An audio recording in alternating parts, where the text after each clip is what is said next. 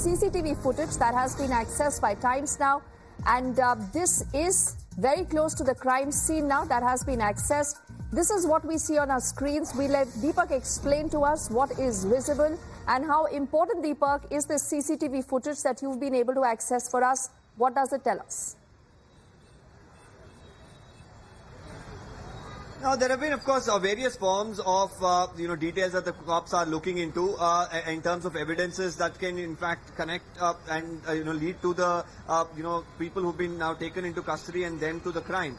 Now, the CCTV footage, of course, form an essential part of the investigation. These are some footages that the police have been gathering, and the suspicion that, the vehicles that are going in to that particular stretch of the road, they are vehicles which were which had this particular victim in question and also the accused, and they were traveling together as a suspicion. Showing these sort of CCTV footages to some of the people, questioning, of course, continues.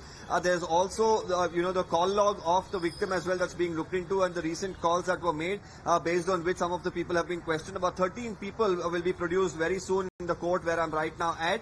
And after which, of course, the police will try and, question them further in the next few days to try and ascertain, who are the main people who are behind the crime, and who are the ones who wanted the crime to be, taken up, and who are the ones who actually try to cover it up. So these are all details that the police are trying to get hold of, because the people who now are in custody are people who they believe have carried out the murder, who've tried to dispose the body, cover it up, and also the people who try to identify this individual, bring him to Bengaluru from Chitradurga as well.